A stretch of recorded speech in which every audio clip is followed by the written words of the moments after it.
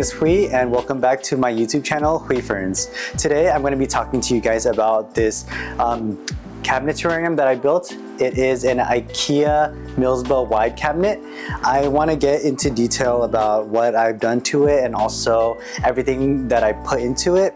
I just want to talk to you guys about what kind of maintenance it is, and I'm going to also be cutting all of the plants that are inside just because it has been very overgrown.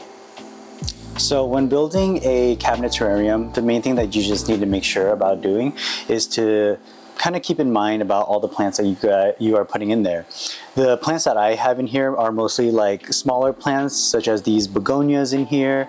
I have a alocasia. Well, I kind of threw in a seed. I didn't realize it was going to get this big, and like, look at this guy. It's like massive.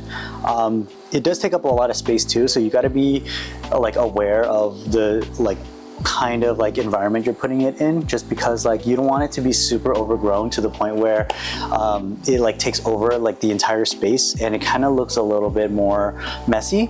I do have some plants that are big, such as this Terrarium warcoquinum, but for some reason it's like there's only one leaf left, and it's just that it's not growing as much as I want it to, because like these can go up to like maybe like 5-6 feet in the wild.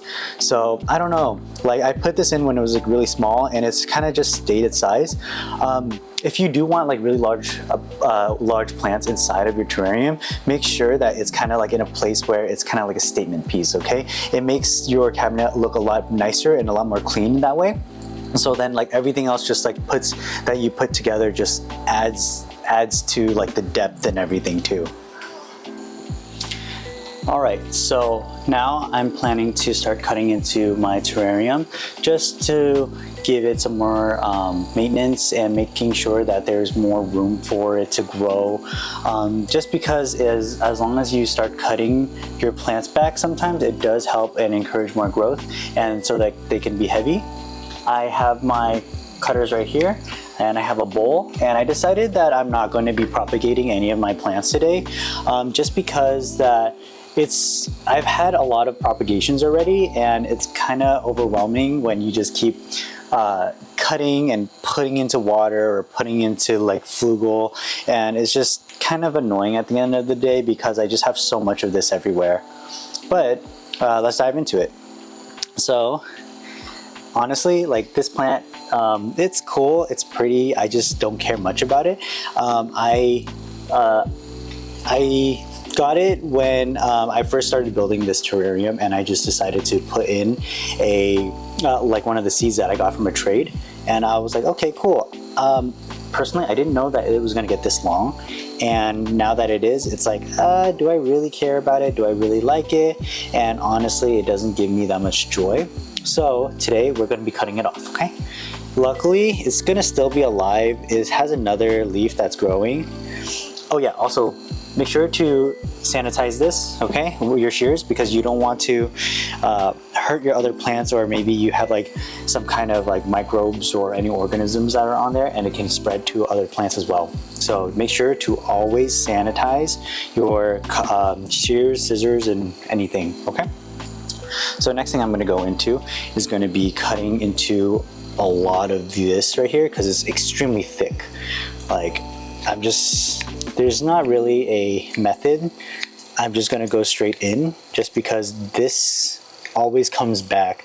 This is like maybe like the third or fourth time I've actually, oh, whoopsies. I kind of made a mistake. I cut this off. It's okay, it's gonna grow back anyways. I'm not too worried. But yeah, I'm just gonna dive into it, just cutting all like the begonias right over here too. Just because it gets really leggy. It's nice, but I just don't like how it's just so long and everything too. And right here, like all along this is just, it's a glass window that it's just been overtaken by the creeping fig too. It's honestly pretty deep, like all the way like somewhere like right here is like started, like a little bit below right here is where everything starts to have its soil and have its like leca and everything, and it just has been overtaken. So that's why we're cutting it today.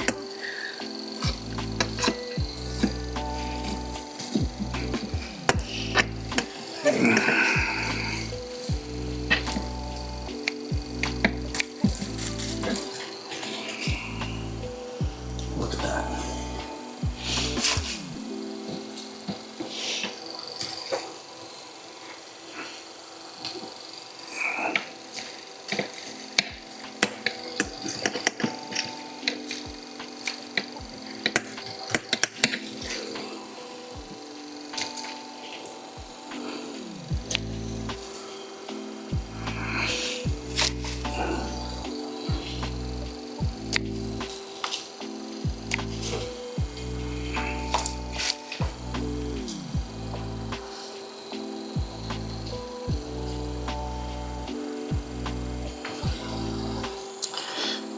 And right over here, just give it another chop. A couple more chops actually. So one thing that I am having problems with this terrarium is that it actually leaks. And I have a little towel that I keep on both of the legs of this terrarium, just so then like whenever it leaks, all the towel can just absorb all the water. It's not too bad, but I think like there is something, I should be able to find something to figure it out, just because it's kind of annoying that I'm getting like a little bit of a puddle every time I walk into my kitchen. But I'm not too worried about it as of right now, just because it's not that big of an issue. And I was hoping it just resolves on its own if I just forget about it, but anyways, like eventually I will figure that problem out, but I have just a band-aid for that solution right now. Ooh, this is a lot of thick leaves.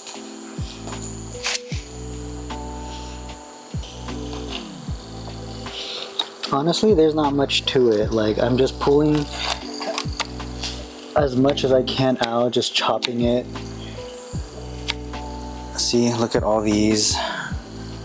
I would love to give cuttings away, honestly, but if somebody was in the local area of Sacramento and they wanted some of these, I don't mind giving it to you, just because I have just so much of this and it's everywhere.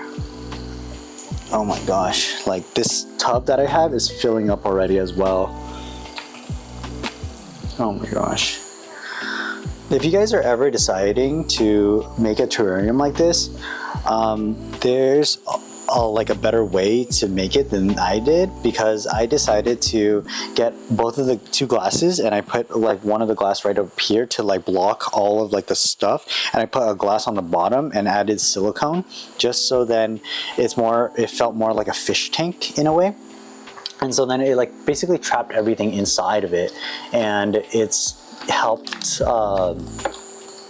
to keep the water in as much as possible.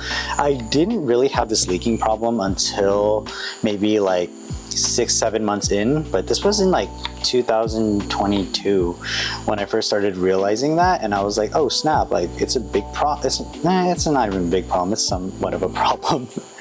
But yeah, it's not too bad. Let's see. Oh, it's really thick. See, a lot of this sphagnum right here, like, I do need to cut it, but I don't like cutting sphagnum just because, like, they're really not necessarily hard to grow. It just takes a while for them to really grow and take shape and stuff. So, like, these are just, for me, they're just like really cool. And also I can always dry them up too, to like put other plants and use them as a substrate for it. But yeah, maybe just today I'll just ignore that. But there's just a lot, and it's like overtaken right here. So yeah, I just gotta pull out some of these yellowing leaves from the begonia. Let's see. See, like also when these get a little too leggy too, and it can't like support itself, I just like to like rip it out too. So yeah, let's see. So one of the things that I would recommend if you are making this as well is that you want to put make sure to put like orchid bark, make sure to put like anything that has a lot of aeration into it, and also remember to put in worm castings or add some kind of fertilizer, just because when these plants stay in here for such a long amount of time, they'll just use up every single bit of nutrient. So that's why every single time I decide to water, I always put some kind of fertilizer, whether it is diluted or not. And yeah, it just ends up working out. Okay, I'm pretty much almost done. Like, everything doesn't look too bad. This orchid took me 2 years for it to finally grow and bloom. This is the first time it's ever bloomed for me.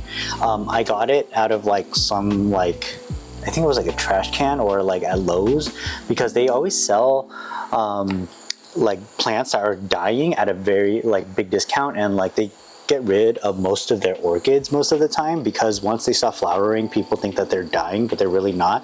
You just have to, like, you know, give it some TLC, and then over time it'll just grow back. It's honestly like a really good way to like buy plants for cheap, and it's really cool, you know, like you just wait and be patient, and then like all these will grow back in time. So yeah, let's see. Let's see. So also, if you guys are planning to make this, every time I said that so many times, whenever you build this cabinet, right, make sure to have things such as like springtails or like beneficial mites inside. Also put, I have roly-polies that I put in here too, just because they help to break down all the stuff that are inside of here. And whenever you are using, like going into here, you open it up, whether or not you're touching this cabinet, make sure to always wash your hands like really well and thoroughly, just because you don't want to expose any outside like bacteria or pests or anything that will actually mess this entire cabinet up. Because when you have to have maintenance for pest issues, it's a lot more problematic, because like you can see how thick this is, like how bugs can hide in these crevices. I do have like systemic granules that I put inside, but it only lasts like every single 2 weeks or so. But personally, I have never had a pest issue in this cabinet ever since I built it. So let's hope that stays, but it's also because I keep this pretty sterile, and I keep like my hands sterile whenever I'm going in and working on the things that are in here. So that's just like a big tip that I would recommend you guys all do, just because you guys want to keep all your plants alive and healthy and all that stuff. Well, this is all the stuff that I cut from it, right? I just need to do a little bit more of a cleaning, and then everything should be fine. Overall, I think I did a really good job, personally, like clearing out and also maintaining this terrarium. I do think that it's going to take me maybe another 3 months or so in order for me to go back into this and just clean everything all back up. Just because, you know, it overgrows. I gotta cut it back, it overgrows again, cut it back. And also there's times when I like forget about it, or I'm lazy and it just overtakes. But I do wanna make sure that some of my plants do survive and don't get overtaken by the other plants, because the creeping fig in here is pretty invasive, surprisingly, because it's just literally covering all of the Burlmarx Fantasy, the like sphagnum, the orchid. It's literally growing into the spaces like and not being able to let the plants have enough light. So I need to make sure to keep trimming that back. I'll be a lot better about the maintenance and the care. So this is the after of me cutting everything down and doing a little maintenance for this terrarium. It is a little bit more flat on the bottom right there, but that's all right. It's going to grow back over time. This is going to help encourage more growth for the plants that are on the bottom. Unfortunately, that alocasia got chopped off, so that happens. And yeah, everything is great in here. I like how it looks right now. Over time, it's just going to come back like it normally does, and I just have to keep maintaining it and cutting it back and everything. Thank you everyone for watching my second YouTube video ever. I do appreciate every single one of you. Please leave a comment, question, or a thumbs up, you know? Thank you so much and have a great day.